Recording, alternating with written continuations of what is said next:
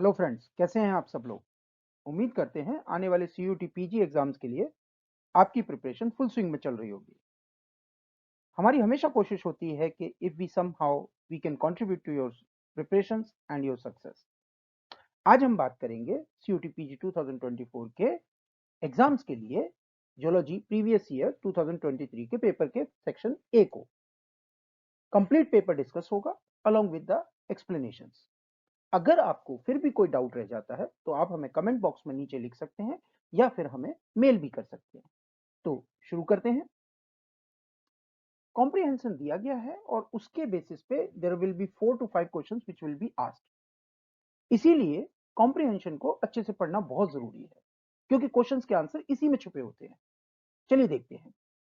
Comprehension start होता है।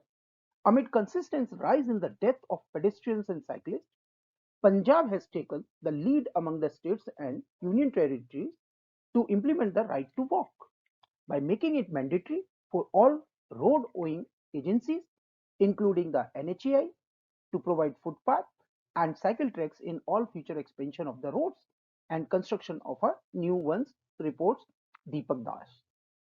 The state government has issued these directions following two court orders after PIL were filed at the Punjab and Haryana High Court and another was in Supreme Court. As per a communication from Punjab Chief Secretary Vijay Kumar Juneja to Punjab Government Traffic Advisor Navdeep Asija, in future, all expansion of existing roads and construction of a new roads, a mandatory provision of cycle tracks and footpath should be made by all road owning departments and agencies. The letter sent last week added that all agencies such as Public Works Departments, PWD, local bodies, NHAI, and Urban Development Department like UDD have been instructed to prepare an action plan to construct footpaths and cycle tracks with a time frame and budget allocations. Times view, the right to walk is a cool idea. Pedestrian walkways and cycle tracks must be built everywhere. That's a nice thought, definitely. However, we must also audit the existing tracks and examine their lacunae. For instance, such tracks are regularly invaded by the motorbikes. That apart, pedestrian-only tracks often have huge gaps, which make walking a dangerous exercise. In other words, the right to walk must be converted into a proper mission with every angle taken care of to make it success. देखिए, ये पूरा comprehension जो है ये एक right to walk के लिए है। जैसा कि हम जानते हैं कि डेफिनेटली इससे कोई दो राय नहीं रखेगा, जो साइकिलिस्ट होते हैं या फिर पेडेस्ट्रियंस होते हैं उनके लिए एक सेपरेट पाथ होना चाहिए, फुटपाथ होना चाहिए। बट ये भी सब जानते हैं कि जो एग्जिस्टिंग पाथवेज हैं जिनमें ये प्रोविजन है भी, वहां पर भी ऑफन मोटर बाइक्स या दूसरे तरह के इन्वेजन होते रहते हैं। तो ये जो एक कूल आइडिया है कि हैविंग अ सेपरेट पाथवे, उसकी अपनी एक लिमिटेशन है और उसी के बारे में ये कॉम्प्रिहेंशन है। तो देखते हैं क्वेश्चंस किस तरीके के। Given below are the two statements. Statement 1 कह रहा है amid consistent decline in the death of pedestrian and cyclists, Punjab has taken the lead among the states and union territories to implement the right to walk. Statement 2 कह रहा है the state government has issued these directions following two court orders after PIL were filed. In the light of the above statement, choose the correct answer from the options given below. देखिए, पहला statement को अगर आप ध्यान से देखें, क्या line बोल रहा है? Amid consistent decline? No, it should be rise. तभी तो राइट टू वॉक का क्वेश्चन आता है। तो amid consistent rise in the death of pedestrian and cyclists, Punjab has taken the lead among the states and union territory to implement the right of walk. तो ये वाला जो statement है ये डिक्लाइन की वजह से क्या हो गया? रॉन्ग हो गया। द स्टेट गवर्नमेंट ने has issued these direction following two court order। एक जो आया था वो किससे आया था? Punjab and Haryana high court, and एक आया था सुप्रीम कोर्ट से आफ्टर PILs वर फाइल्ड। तो इसका मतलब क्या हो गया? ये स्टेटमेंट था करेक्ट। तो statement 1 is incorrect and statement 2 is correct. That means option D. One of the lacunae associated with the existing tracks, cycle tracks, is motorbikes often used to go in them. Right to walk is exclusive in such cycle tracks. Cycle tracks are clean and properly lighted, a much accomplished mission. देखिए जो एक लैक्यूने है जिसकी वजह से जो existing track है जिनमें फुटपाथ है भी, as we have just previously discuss, उसका क्या लैक्यूने है? मोटर बाइक्स जो हैं वो ऑफन इन्वेट करती हैं ऐसे फुटपाथ को, स्पेशली इन इंडिया, राइट? तो इसीलिए इस क्वेश्चन का आंसर होगा, और क्वेश्चन का आंसर है ए। Which department was not instructed to prepare action plan for footpath construction? कौन से डिपार्टमेंट था जिसको इंस्ट्रक्शन नहीं दी गई थी? देखिए अभी तक के तीनों क्वेश्चंस के जो आंसर्स हैं वो आपके कॉम्प्रिहेंशन में ही थे, राइट? तो हमने देखा था किस किस को दी गई थी, एनएचआई को दी गई थी, पीडब्ल्यूडी को भी दी गई थी, यूडीडी को भी दी गई थी, रूरल डेवलपमेंट डिपार्टमेंट का इसमें कोई रोल नहीं था, इसीलिए option D has to be correct answer. The synonyms of lacunae is characteristic, cavity, prominent प्रोचियम और स्पेशलिटी। देखिए लैक्यूने रिप्रेजेंट करता है एक अनफिल्ड स्पेस, गैप या फिर कैविटी को, तो इसका मतलब इस क्वेश्चन का आंसर क्या होगा? Option B. Full form of PIL, PIL का फुल फॉर्म क्या होता है? जो पीआईएल होती है जिसको हम हिंदी में जनहित याचिका भी बोलते हैं, ये एक्चुअली की जाती है in the interest of the common people, right? और इसका फुल फॉर्म होता है पब्लिक इंटरेस्ट लिटिगेशन। तो here the option will be the option D. Choose the correct sentence. This in the best film that I am even seen. This in best film that I have ever seen. This in the best film that I have never seen. This in the best film that I even seen. देखिए ये जो question है ये एक separate question है, it has nothing to do with the comprehension. Comprehension के questions अब खत्म हो चुके हैं, this is more of grammatical question, English grammar का क्वेश्चन। और इसमें से जो करेक्ट आंसर होगा वो होगा this in the best film that I have ever seen. बाकी के जो स्टेटमेंट्स हैं उनमें कुछ ना कुछ ग्रामेटिकल एरर्स हैं। For example statement 1 and statement 4 जो है उसमें we should have used is instead of in and ever instead of even, ठीक है? और प्रेफर करना चाहिए था कि जो हम टेंस यूज कर रहे हैं वो प्रेजेंट परफेक्ट हो रेदर देन प्रेजेंट कॉन्टिन्यूअस। अब आते हैं स्टेटमेंट सी पे। जो स्टेटमेंट सी है बाकी की तो प्रॉब्लम है ही, बट इसमें जो आपने नेवर यूज कर लिया है इसकी वजह से जो स्टेटमेंट का जो स्पिरिट है वही चेंज हो जाएगा, राइट? तो इसका मतलब इसमें आंसर क्या होगा? Option B, right?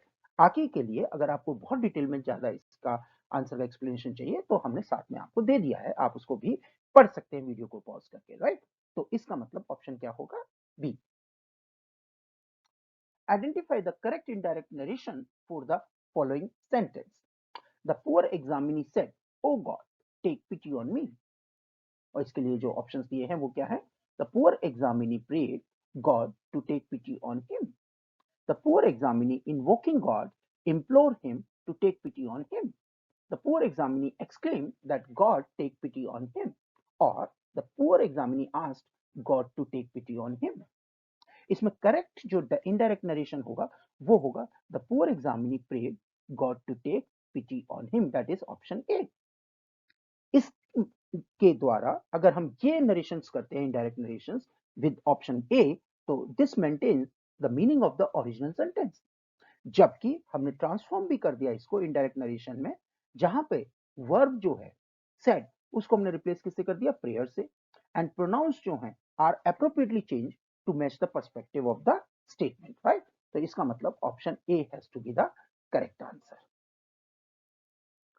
Choose the correct passive voice form of the following sentence. Why was she looking at the scenery?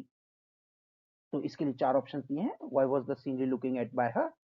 Why was the scenery being looked at by her? Why did she look at the scenery? और why was the scenery being looked by her? देखिए correct passive voice for a given statement इस जगह में होगा why was the scenery being looked at by her, option B. और इसके अंदर हमने मेंटेन किया है पैसिव वॉइस स्ट्रक्चर को, जिसमें कि जो सब्जेक्ट है द सीनरी वो रिसीव कर रहा है action that is being looked at, and agent जो है हर वो परफॉर्म कर रहा है एक्शन को। तो हमने सारों को मेंशन कर दिया विद एप्रोप्रिएट करेक्शंस, राइट? इसीलिए क्यों? क्योंकि याद रखिए पैसिव वॉइस में क्या होता है? पैसिव वॉइस में जो सब्जेक्ट होता है वो रिसीव करता है एक्शन को rather than performing the action, right? तो इसीलिए इस क्वेश्चन का आंसर होगा ऑप्शन बी। उम्मीद करते हैं आपको हमारे एक्सप्लेनेशन पसंद आ रहे हैं, और अगर एक्सप्लेनेशन पसंद भी आ रहे हैं तो फिर कौन हेजिटेट कर रहा है सब्सक्राइब करने के लिए। Please do subscribe our channel, इससे हम और मोटिवेट हों आपके लिए और ज्यादा वीडियो लाने के लिए। चलिए अगले क्वेश्चन पे चलते हैं। Choose the option which is opposite in meaning to the following words. Barbaric, क्या ऑप्शन प्रिमिटिव होगा, सिविलाइज्ड होगा, मॉडर्न होगा या अनसिविलाइज्ड होगा? देखिए, barbaric simply means the uncivilised, cruel और सवाइज, और इसका जो अपोजिट होगा फिर वो क्या हो जाएगा, सिविलाइज्ड या फिर कल्चर। तो यानी कि option B has to be the correct answer. Find out the part of the speech of the underlined word in the following sentence. Natural thirst is more graciously gratified by water. Is it verb? Is it adjective? Is it noun? Or is it adverb? देखिए, जो underline verb graciously है ना, ये ये ये this is an adverb जो कि modify कर रहा है वर्ब ग्रेटिफाइड को and describe how the action is perform. तो इसका मतलब इस क्वेश्चन का आंसर क्या होगा, option D. Number of chromosomes present in human, is it 40 pairs, 24 pairs, 23 pairs और 32 pairs? In a typical human cell actually एक इस तरह का होमोलोगस पेयर होता है जिसमें if the position of a gene is here, तो देन यहां पर भी होमोलोगस में सेम पोजीशन पे सेम लोसाई पे जीन होगी। और इस तरह के हमारे पास टोटल ऑफ 23 पेयर्स होते हैं, और we can say total of 46 chromosome और 23 pairs in a typical human cell. तो इसका सीधा सा मतलब है इसमें आंसर होगा option C. As of 2020, how many languages in India are given the status of classical language in Constitution of India? Is it 6, 8, 7 or 5? देखिए, as per the latest data of 2020, India recognized 6 languages as classical languages. और इन languages को इसलिए recognise किया गया है because of their high antiquity, valuable literacy and typical heritage. और इन languages को में से सबसे पहले रिकॉग्नाइज की गई थी तमिल इन 2004, संस्कृत इन 2005, कन्नड़ा इन 2008, Telugu again in 2008, Malayalam in 2013 and Odia in 2014. So that's how it sums up of 6 languages as an Indian classical language. So option A has to be the correct answer. Match list 1 with the list 2 items. Okay, list 1 में Dada Saheb Phalke awards के जो years दिए हुए हैं और life time achievement किस awardee को मिला है उनके नाम दिए गए, लाइक रजनीकांत, आशा पारेख, विनोद खन्ना और Amitabh Bachchan, all legendary actors in Indian cinema for their contribution. हमने यहाँ पर आपको एक लिस्ट दे दी है फ्रॉम लास्ट 10 to 20 ईयर्स के। इसमें अगर आप देखेंगे तो Vinod Khanna has got in 2017, while Amitabh Bachchan has got this award in 2018. Rajnikant has got this award in 2019, while Asha Parekh has recently got in 2022. If we match Vinod Khanna जिनको सबसे पहले मिला था, तो वो उनको कब मिला था हमारा 2017 में। सो ए का हो गया 3, ए का 3 है यानी ऑप्शन बी होगा। आगे देख लेते हैं, 2018 में अमिताभ बच्चन यानी बी का 4th। Next goes to Rajnikant in 2019 and very recently 2020 में आपका आशा पारेख को, राइट? तो इस तरह से option B has to be the correct answer. Given below are the two statement. Statement 1 क्या कह रहा है, according to global innovation index, that's very important index which suggests how good is your country for the innovations. So as per this GIA index in 2021, India has ranked 46 in the global innovation index. Statement 2, according to the same index, the Republic of Korea joins the top 5 of the GII for the first time in 2021. In the light of the above statements, choose the most appropriate answer from the options given below. देखिए, Republic of Korea has achieved the top 5 Asian, one of the first Asian countries which came in top 5 country of the GII for the first time in 2021. That statement is absolutely correct. As far as India is concerned, India was 81st rank out of 132 economies in year 2015, and it has gone up to rank 46 out of 132 economies in the year of 2021, and recently it has gone up to a level of the rank 40. So it really a feat achievement which India has gone in the as far as GIA index. Okay, so both the statements are correct. So that means statement 1 and statement 2 both are correct. That means option A is the correct answer. Who is the first PIO woman to set record of 1397 km at -50 degrees Celsius solo unsupported trek to South Pole? Harpreet चांदी, अरुणिमा सिन्हा, बशेंद्री पाल और Junko Tabei. देखिए captain Harpreet चांदी which is also known as Polar P, she holds the record of being the first Indian origin woman who completed a solo unassisted trek to South Pole और उन्होंने cover किया 1397 kilometre across the Antarctica that to be at -50 degree Celsius. Previous record क्या था 1381 kilometre का by Anja Blacha in 2020. So here the option A has to be the correct answer. After interchanging the first and the last digit in each of the following number, identify the correct sequence of numbers in the ascending order. Okay, तो आपको 5 numbers दिए हैं और उनके first और last को interchange करके हमें असेंडिंग ऑर्डर में करना है। इतना सिंपल क्वेश्चन है। तो आप देखिए हियर अगर हम इंटरचेंज करेंगे तो ये हो जाएगा क्या 612, ये हो जाएगा 397, this would be 286, this would be 794 and this would be 583. तो आपका सबसे छोटा नंबर क्या हो जाएगा?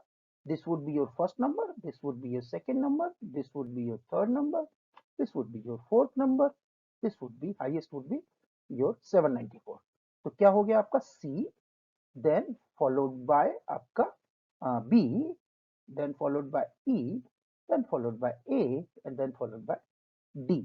That means option C, B, E, A, D. Option C is the correct answer. Rama said to Mohan, last Monday I defined the sister of the only son of any grandfather. Whom did Rama defect? देखिए इस question में आप ध्यान से देखिए, there what he is mentioning is about only son of any grandfather. अब grandfather के सिर्फ एक ही सन है, तो that must be the father.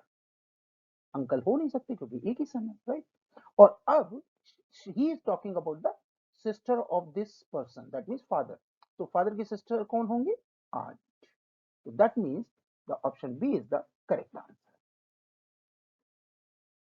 Preeti, Kirti, Rinki and Swati get one flower each from among rose, marigold, dahlia or tulip whose plants are placed in a sequence in the garden.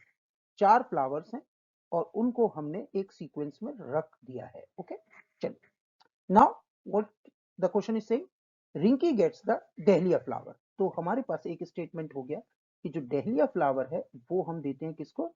Rinki को। Okay, marigold plant is adjacent to tulip.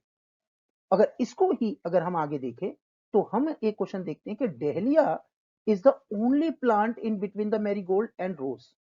तो अगर इन दोनों statements को देखें तो let's say ये marigold है, ये रोज है, तो उसके बीच में क्या होगा? Dahlia, because it's the only plant between marigold and rose. और उसके एडजेसेंट में क्या होगा? ट्यूलिप। डहलिया को हमने अभी किसको दिया है? We have given it to Rinki. आगे क्वेश्चन क्या कह रहा है? आगे क्वेश्चन में बोलता है that Preeti does not get the flower from the plant adjacent to the plant whose flower was given to Rinki. हमने रिंकी को कौन सा फ्लावर दिया था? डहलिया। और डहलिया के here and there can not be given to Preeti. तो what is the left over flower which we can give it to Preeti? Preeti को हम दे सकते हैं tulip. That means option D is the correct answer. Look at the series 11, 18, 13, 20 and 15 and then dash. Which one of the following numbers should come next in the series? एक pattern दे रखा है और इसमें आपको नंबर फिल करना है। What is the next numbers to come? देखिए इसको देखिए पैटर्न, 11 प्लस 2 13, 18 प्लस 2 20, 13 प्लस 2 15, तो 20 plus 2 22। That means option B is the correct answer. In a certain code, bright is written as ATHIGV. Then in the same code, statement 1, north will be written as MPSVG, water will be written as VCS GS. चलिए देखते हैं, एक बार लिख के देखते हैं, है ना। तो एक काम करते हैं, हमने क्या बना लिया है, ATHIGV, और ये किससे ड्राइव हुआ है, BRIGHT से, राइट। अब देखिए ए के बाद डायरेक्ट बी आता है, टी के बाद एक आता है आपका, ये आर के बाद आएगा S and then T, right. फिर देन एच के बाद direct I, and then G के बाद क्या आना चाहिए, एच आएगा एंड देन आई, जी के बाद डायरेक्ट एच एंड टी के बाद यू एंड देन वी। तो आपको एक पैटर्न मिल गया। अब इसी पैटर्न को हम लोग फॉलो करेंगे फॉर द नेक्स्ट थिंग। तो अगर हम इस सेम पैटर्न को फॉलो करते हैं तो देखते हैं कि लेट्स सी क्या सेम रिलेशन आ रहा है, MPSVG, एंड देन इसका रिलेशन नॉर्थ के साथ देखते हैं। हमने पहले क्या देखना है, what will be the first thing, क्या डायरेक्ट जैसे हमारा नंबर है वो डायरेक्ट फॉलो कर रहा है सेम पैटर्न, एम के बाद L, L M N follow कर रहा है। फिर क्या होना चाहिए, ओ के बाद एक और आना चाहिए, ओ के बाद डायरेक्ट पी आना चाहिए था, देन क्यू, ये नंबर फॉलो नहीं हुआ यहाँ पे, दैट मीन्स ये गलत हो गया, राइट। एस के बाद आर क्या आएगा, आर के बाद एस आता है, उल्टा होता है, तो ये भी हमारा पैटर्न फॉलो नहीं हुआ। टी के बाद U V, that pattern has been followed here, and then G के बाद एच, यानी कि कंप्लीट पैटर्न हमारा क्या था, first direct connection followed by inverse one gap के बाद अगला अल्फाबेट, फिर डायरेक्ट कनेक्शन डायरेक्ट पैटर्न, फिर सेम पैटर्न, फिर डायरेक्ट कनेक्शन, फिर सेम पैटर्न, राइट। ऐसा हमारे इस केस में नहीं फॉलो हुआ, तो स्टेटमेंट वन जो है वो सेम पैटर्न को फॉलो नहीं कर रहा। What about the next pattern, चलिए देखते हैं, VCSGS, नीचे क्या है, वाटर, ठीक है। नाउ व्हाट, V के बाद W होता है, UVW, यस। A के बाद क्या आना चाहिए, B, and then followed by C, correct, दोनों पैटर्न फॉलो हो रहे हैं। उसके बाद ST, यस, पैटर्न फॉलो हुआ। उसके बाद EF, then G, pattern follow हो गया। देन उसके बाद R के बाद S, ये अगर एक्सचेंज होता तो पैटर्न फॉलो हो जाता, राइट।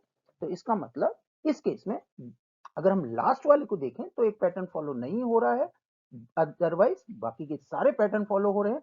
इसका मतलब for this question we will go that both statement 1 and statement 2 are not following the pattern, that means option B is the correct answer. Mohan invests a certain sum or the rate of simple interest 5% per annum. Find the number of years for which Mohan has to invest the sum to double his sum. Okay, simple interest का formula लगाते हैं। Simple interest का formula क्या होता है, आपका simple interest का formula होता है principal into rate into time divide by 100।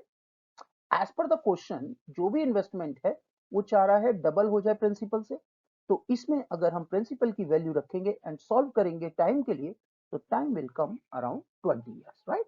तो आप इस क्वेश्चन को पॉज करके ढंग से आप समझिए, आपको कैलकुलेशन समझ में आ जाएगी easily. So option B is the correct answer. Renu speak truth in 70% of the cases and Beena in 75% of the cases. Probability का क्वेश्चन है, जरा एक बार देखते हैं।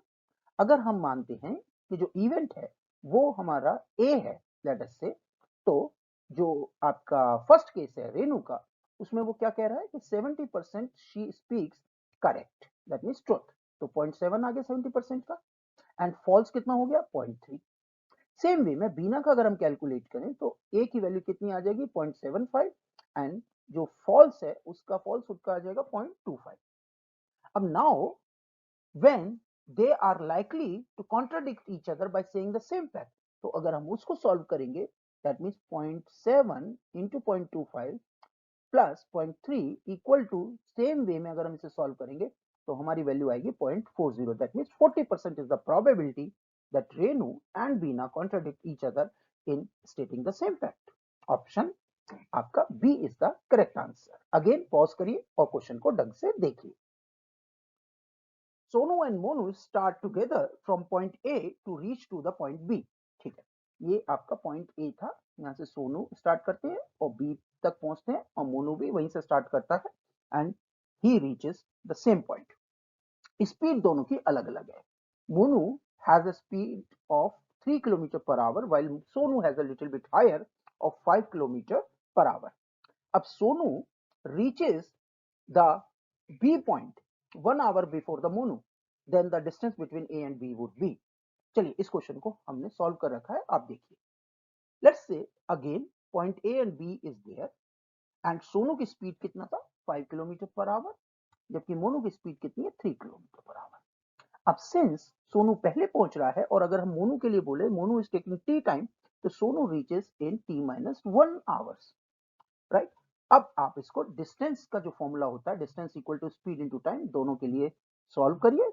You will get the time की वैल्यू आ जाएगी आपकी, और उसको अगर आप रखेंगे again in the same formula, then you will get the distance d, which is coming to be 7.5 kilometer in both the cases. So that means the correct answer has to be option D. In questions के जो हमने explanations हैं, answers हैं, उनको detail में यहाँ लिखा हुआ है. अगर आपको जरा भी दिक्कत हो रही है इन क्वेश्चन को समझने में, again we are saying we recommend you to pause and read it out. अगर if you still are not able to comprehend, तो आप हमें मेंशन करिए कमेंट बॉक्स में, हम आपको आगे से प्रॉपर सॉल्यूशंस दे देंगे, ठीक है. If A is equal to 130, B equal to 133 and C equal to 137, then the value of A cube plus B cube plus C cube minus 3ABC is. That's very easy. आप एक काम करिए, A cube plus B cube plus C cube का पहले solve कर लीजिए. तो उसका वैल्यू क्या आएगा, अगर हम वैल्यू को पुट ऑन करेंगे तो then we will get the value of around this much. Minus 3ABC को आप सॉल्व करिए, तो उसके बाद जो वैल्यू आएगी अगर हम उसको सॉल्व करेंगे तो it will be close to 14810, यानी 14,810, which is near to this value. Option C is the correct answer. Which of the following discount option in most beneficial for shopkeeper is? Successive discount of 20%, 30% and then pay 10% service tax. Successive discount of 30%, 10% and then pay 10% service tax. Pay service tax of 10% first, then successive discount of 20 and 30%. Pay service tax of 10% first, then successive discount of 30% and 20%. Okay. Choose the most appropriate answer from the option given below. ठीक है, D only, A and B only, B C D only और A C D only. इस question को solve करने के लिए let's understand, जो आपकी परसेंटेज है उसमें आप एक काम करिए, आप उसके लिए जो सम अमाउंट है उसको लेट्स से 100 रुपीज हम मान लेते हैं, ठीक है, और सर्विस टैक्स हमारा क्या है 10%. एक एक केस को हम देखते हैं इंडिविजुअली. पहले केस में हमें क्या करना है, 20% of the 100 rupees which will be around 20, इसका आप डिस्काउंट कर दीजिए, आपका सम अमाउंट बचेगा 80. अब 80 पे आपको 30% देना है, तो that will be some amount is 58 somewhere. इसको अगर आप सॉल्व करते हैं तो जो अमाउंट आप पे करेंगे that will be around 61 rupees. Same way में अगर आप बी के केस के लिए सॉल्व करेंगे तो that will be coming around 60 plus. Third के लिए सॉल्व करेंगे तो जो अमाउंट आएगा वो आएगा अराउंड 50 रुपीज के आसपास, और फोर्थ के लिए आप सॉल्व करेंगे तो भी सेम अमाउंट आएगा, क्योंकि आप देखिए वैल्यू जो है वो ऑलमोस्ट सेम है, जस्ट उनका ऑल्टरेशन किया गया है या उनका जो सीक्वेंस है उसको हमने आगे पीछे कर लिया है. अमाउंट सी और डी केसेस में इक्वल है. आपके ऑप्शंस क्या हैं, क्या सी डी दोनों दे रखा है, नहीं, तो इसका मतलब आप कौन सा ऑप्शन ले सकते हैं, so most probable answer close to correct would be D. हाँ, अगर सी एंड डी ऑप्शन देते तो that would be the correct answer. C D कैसे कर रखा है, सी डी ए के साथ कर दिया जो कि गलत होगा, सी डी कर दिया बी के साथ जो अगेन गलत होगा, right. C and D alone will be the correct answer, which is giving the same amount of rupees, right? So that means option A has to be the correct answer. इसी के साथ हमारे section A के सारे question हमने सम up कर दीजिए. Again we wanted to extend our gratitude and thank you for making us 3000. ये 3000 हमारी नहीं है अचीवमेंट, ये आप सब है, हमारी फैमिली है, विज्ञानगढ़ की फैमिली है. इसी तरह से इस वीडियो को भी सब्सक्राइब करिए और हमारे नंबर्स को और ज्यादा आगे बढ़ाने के लिए, अपने नंबर्स को और ज्यादा आगे बढ़ाने के लिए प्लीज मोटिवेट करिए. Thank you very much.